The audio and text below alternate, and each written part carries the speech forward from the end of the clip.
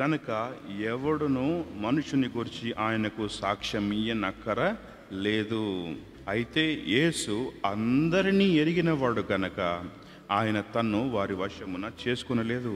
ఆయన మనుష్యుని అంతర్యము ఎరిగినవాడు. ఆయన ఈ లోకంలోకి వచ్చినప్పుడు ఆయన వారి మనస్సులను ఎరిగి అనే మాట చూస్తాం. రెండవది, ఆయన దైవత్వాన్ని శిష్యులకు చూపించాడు. పేతురు, యోహాను, యాకోబు ఆ ఉన్నతమైన కొండపైకి వెళ్ళాడు. రూపాంతరపు కొండ దగ్గరికి వెళ్ళారు.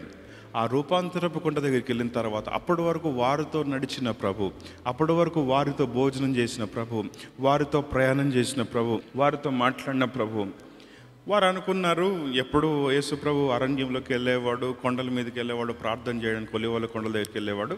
ఈరోజు కూడా ప్రార్థన చేయడానికి రమ్మంటున్నారు అని చెప్పి యేసు ప్రభుతో పాటు వాళ్ళు వెళ్ళారు. ఎవరికి తెలియదు అక్కడ ఏం జరగబోతుందో. కానీ ప్రభు ఆ ముగ్గురిని తీసుకెళ్ళాడు. ఆ కొండపైకి వెళ్ళిన తర్వాత ఆయన మహిమను చూపించాడు. ఆయన ముఖము ప్రకాశిస్తుంది. ఆయన మహిమ దృశ్యాన్ని చూశాడు. అంతకుముందు దేవుడు రోగుల పైన రోగులను స్వస్థపరిచినట్లు మనం చూస్తాం. కుంటి వారికి కాళ్ళు ఇచ్చాడు, ఊచి చేతులు గల వారిని బాగు చేశాడు, పక్షవాయువు గల వారిని బాగు చేశాడు, సకల విధముల ఆయన రోగములన్నీ బాగు చేశాడు.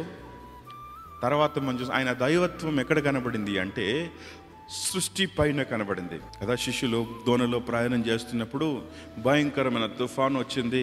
తుఫాను వచ్చినప్పుడు ప్రభు దోణి అమురమున పడుకున్నాడు, నిద్రపోతా ఉన్నాడు. వెంటనే శిష్యులు ఆ గాలి యొక్క తీవ్రత, ఆ తుఫాను, ఓడ అటు ఇటు అవుతా ఉంది. శిష్యులు భయపడతా ఉన్నారు. ఎప్పుడు అలాంటి పరిస్థితి వాళ్ళు ఎదుర్కోలేదు. ప్రభు ఏమో నిద్రపోతా ఉన్నాడు. వెంటనే ప్రభు దగ్గరికి వచ్చి, బోధకుడా లే, మేము నశించిపోతున్నాం, నీకు చింత లేదా అన్నారు.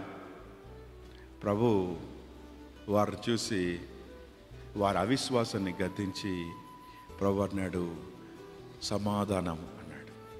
He spoke peace. ఎప్పుడైతే ఆయన సమాధానం అన్నాడో గాలి నిమ్మలించింది, సముద్రం నిమ్మలించింది. వారు అప్పుడు చూసి ఈయనెవరో అని వాళ్ళు ఆశ్చర్యపడ్డారు. అంటే సృష్టి పైన ఆయనకున్న అధికారాన్ని మనం చూస్తాం. అక్కడ దైవత్వాన్ని మనం చూస్తాం.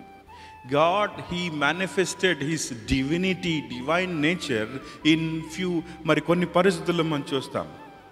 ఆయన్ని ముట్టుకున్నప్పుడు ఎవరో నన్ను ముట్టారు, ఆయనకు తెలుసు ఎవరో ముట్టారని. ఎవరో నన్ను ముట్టారు అంటే, అయ్యా అందరినీ మీద పడుతున్నారు కదంటే, లేదు, ఎవరో నన్ను ముట్టారు, ప్రభావము నాలో నుంచి వెళ్ళింది అంటాడు కదా. ఆయన దైవత్వాన్ని మనం చూస్తాం.